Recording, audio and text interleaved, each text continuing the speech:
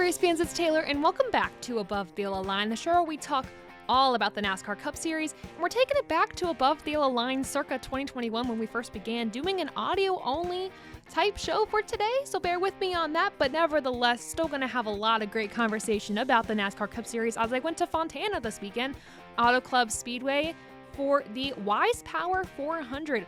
Lots of great racing that we'll talk about a little bit later in the show, and a lot of controversy, I think, too, following this race. So, without further ado, let's get to it.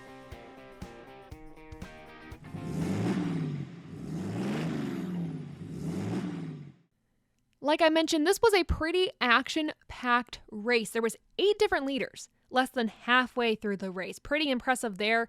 And this car at this track really challenged these drivers to drive the car, not let the car drive for them. So it was very refreshing to watch as a fan. And of course, nobody is able to drive a car better than Kyle Larson. He proves that again and again this weekend at Auto Club Speedway, finishing the race in first, but not without some controversy. Second place, though, was Austin Dillon. Third, Eric Jones. Fourth, Daniel Suarez.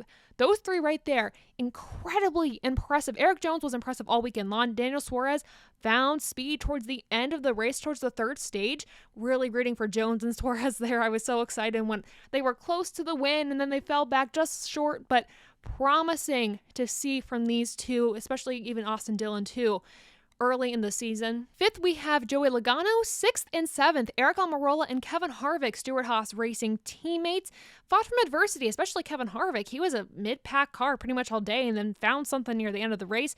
Eric Almirola, same thing, fought back from some adversity during the race and ended up getting in a top 10 finish. Pretty impressive there for his last season in the Cup Series as he's retiring after this year. 8th place, Kurt Busch. He started at the rear of the pack due to multiple inspection failures, wasn't able to qualify, and he fought back from a lot that day as well. Then we have Daniel Hemrick in 9th and 10th, Ricky Stenhouse Jr. You guys, look at that top 10. It is so bizarre to me, but also so incredibly refreshing to see some different names in the top 10 that we usually don't see. And Fontana honestly seemed to favor drivers that struggled earlier in the race. Their cars probably didn't have something for the beginning that the cars needed at the end. Not really sure. Nevertheless, a great top 10. Rounding out the top 20, we have Cole Custer, who I thought was going to win at one point. He was in my fantasy lineup as a backup. He won the Xfinity race that weekend at Fontana as well. Then we have Austin Cindric, who was the pole sitter. Really didn't do too hot near the end of the race. Some issues trying to do the restarts, got into some cars there. He got some damage after getting into it with a spin late in the race. Martin Truex Jr., Kyle Busch, he went 4 laps down at one point, spun out multiple times, got damage to his car, but the Candyman never quits, you guys, so he ended up fighting back for a top 15 finish.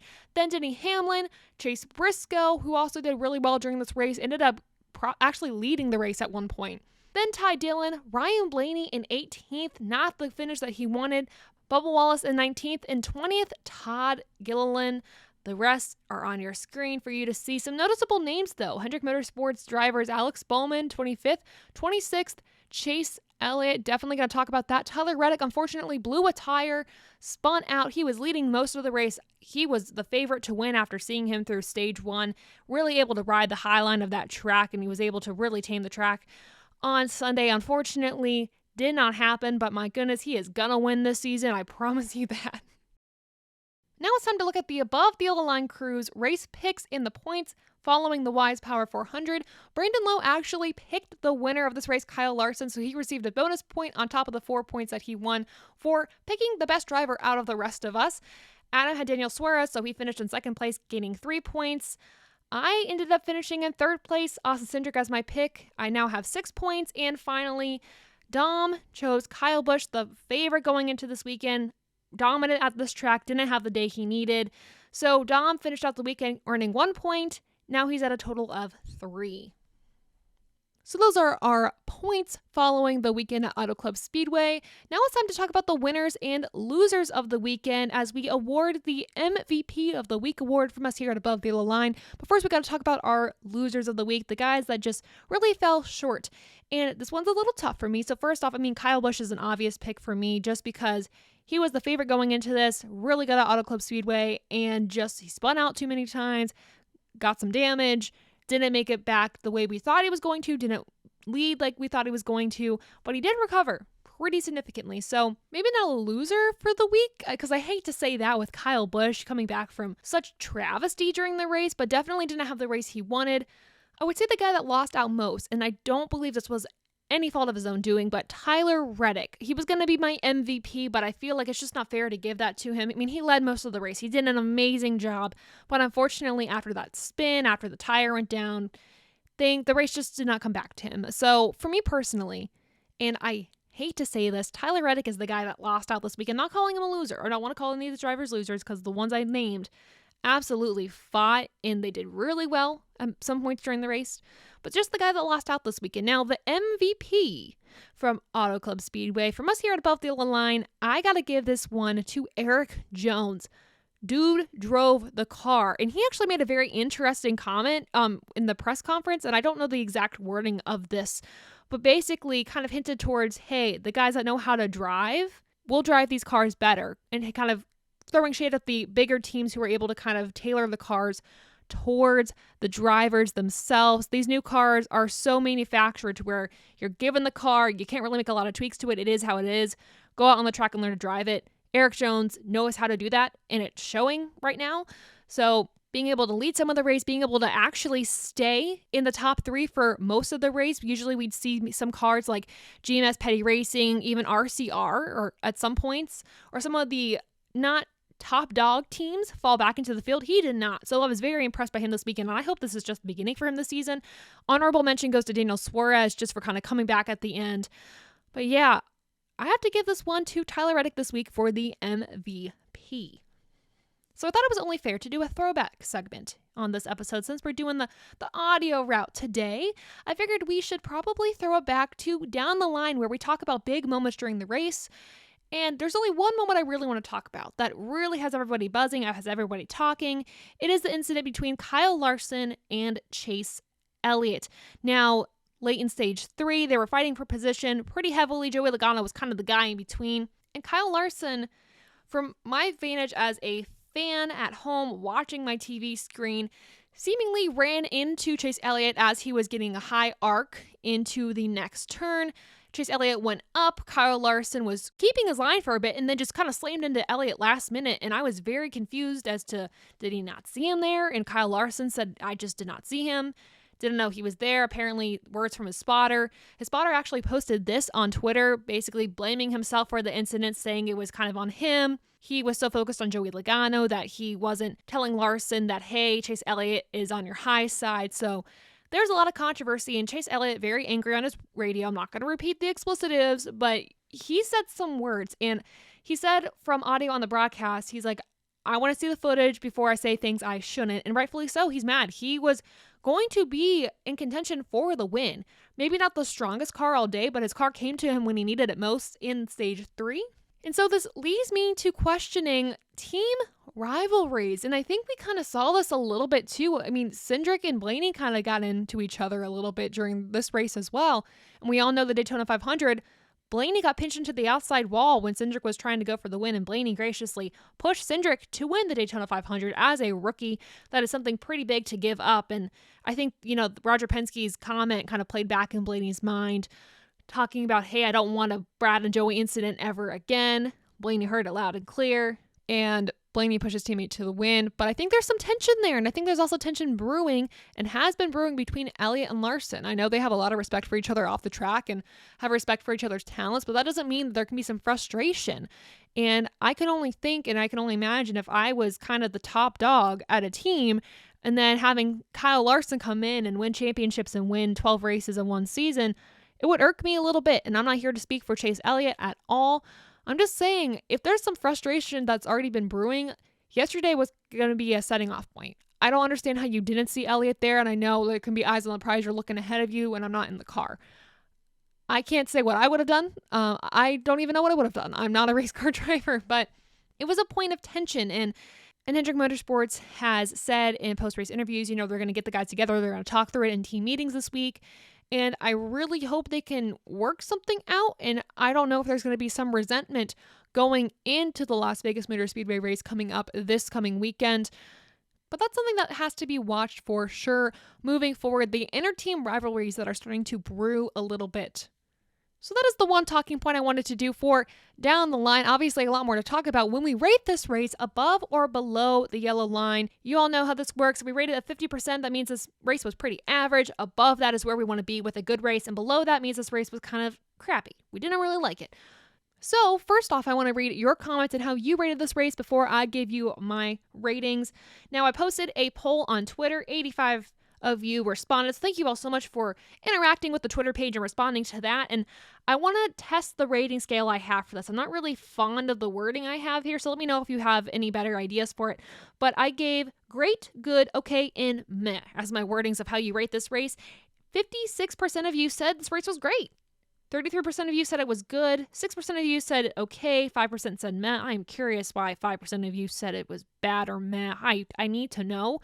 I need to talk to you. We need to have a conversation. I want to know your reason. If you're a Chase Elliott fan, I get it. I understand rating this race bad because your driver didn't win. Understandable. But if you focused on the action on the track, you guys, not to discount your opinion, but my goodness, this was a great race in my opinion. I'm giving this an 83%. And you're probably like, whoa, Taylor, you said this was a great race. Why are you giving it an 83%? And here's my reason. I think James put this best in the comment section below. James said, the only thing I didn't like about it, when you get a flat tire and you're 3 laps down after that because you can't move. And that was the biggest hindrance of this race for me. The issues still with the next-gen car. And like I said, and I've preached, we have to be patient with these cars. And I understand that. And there's going to be issues that arise and we have to just kind of accept it and let NASCAR work their magic trying to fix the issues. I understand that. But when a tire with the last gen car, with the Gen 6 car, when you had a tire go down on that, you could at least limp yourself back to pit road and maybe lose 1 lap or 2 laps at most if you didn't have a lot of damage. For this, you're losing 3 laps or more because you have to wait to get picked up by a pickup truck, and then you got to go to pit road, and then you got to assess and fix things. And luckily, NASCAR did work out that deal with the drivers and with the teams to where, hey, if you can't move your car, it doesn't mean you're DNF. That just means, hey, we understand you had a tire go down. We understand we have issues with this tire. We're working on fixing it, so here's our compromise. Here's the solution for now. That's great. But then we also had transaxle issues still that you're still working out. And we had overheating issues with the Toyotas that I mentioned earlier. So a lot of these next-gen issues really hindered this. But if we keep Auto Club Speedway the way it is, and I am a major proponent on we cannot shorten this track. This cannot be a short track. Keep Auto Club the way it is. Then yeah, this was a great race besides those points. And I'm honestly excited to see when the next-gen issues are kind of worked out and we come back to Auto Club Speedway. And hopefully it is still this super speedway track that we have right now. I'm curious to see how much better wording, but like how much significantly, increasingly better the racing will be without the major issues from this next-gen car. So 83% is what I'm going with, and quite honestly, one of the best races I've seen in a while. Now it is time to preview the Pennzoil 400 at Las Vegas Motor Speedway, starting with your track facts. The track length for Las Vegas Motor Speedway is 1.5 miles. The race length for this weekend is 267 laps or 400 miles total. Stage 1 is 80 laps, Stage 2 is 85 laps, and the final stage is 102 laps. Now it's time to line up the odds, seeing how these drivers are going to fare this weekend. Now, looking at the last driver to win at this track, it was Denny Hamlin back in the fall. The active driver with the most track wins is Brad Keselowski with 3. Surprised it's not Kyle Busch there, but the active driver with the best average finish at the track is Joey Logano. So we have 3 different teams here now as Brad has moved to Roush Fenway Keselowski with pretty significant stats at the track. The team with the most track wins, adding another team to the roster, is Hendrick Motorsports with 6. And finally, the manufacturer with the most wins. It is not Chevrolet. It is Ford with 13. So that's going to be something to watch this weekend. Now it's time for the news segment called To Watch, To Worry for Las Vegas Motor Speedway, talking about 2 things or drivers to watch going into the race weekend and 2 things or drivers to worry about this weekend. And honestly, these things could be interchangeable, I'm not going to lie to you, but in general, here's my worry. As a whole, I am worried about Joe Gibbs Racing. Like I mentioned earlier, the overheating on their cars is a little concerning, and I'm going to be worried about Kyle Busch, Vegas native. I would like to see him do well this weekend, bring glory to his hometown. And I'm also going to be nervous about Denny Hamlin. He wanted the track last time, and with these next-gen cars and the issues that they're having, I don't know if he's going to be able to bring it back to back. So I'm going to be worried with Joe Gibbs Racing. Now for what to watch. So I'm going to be watching the Fords specifically. They have shown significant speed this season so far, and obviously they're pretty good at Las Vegas Motor Speedway to have the most manufacturer wins. And I really am going to be looking at, I think, Joey Logano this weekend since he has the best average finish at the track. I'll also be watching Penske in particular because they have the unique opportunity to get Roger Penske his 600th win out of all the motorsports teams that he owns and he runs and all the wins that they've had. Winning this weekend would be win 600. So if someone in IndyCar doesn't do it first, then maybe someone on Team Penske for NASCAR can do it. So I'll be looking at them specifically this weekend, seeing if they can give Roger Penske a late birthday gift. He already had a 500 trophy. Why not add on to his 600th win? Then I'm going to be looking at Hendrick Motorsports, and not for necessarily positive reasons, but I'm going to be looking at Elliott and Larson in particular, see how things pick up after last weekend at Fontana with the feud that seems to be brewing. So I'll be seeing if they let things die down, they keep their heads kind of cool, or if things are going to be a little interesting with how they race each other. So guys, that was my to watch and to worry. Let me know yours in the comments below. And with that, we are done with this episode of Above the Yellow Line, the show where we talk all about the NASCAR Cup Series. For more great motorsport content from us here at Above the Yellow Line, make sure you follow us on social media, Instagram, Twitter, Twitch for streams we do every Friday. This weekend might be a little different though because the truck race is going to be Friday night, so stay tuned for that. Alerts on social media, especially with new breaking news for NASCAR and also fan questions and more great content from us there. All of this linked in the description below. But before you check that out, before you even look at that, make sure to like this video, subscribe to the channel, share this with your friends and family. And guys, thank you so much for listening to this episode of Above the Yellow Line. And until next time, we'll see ya.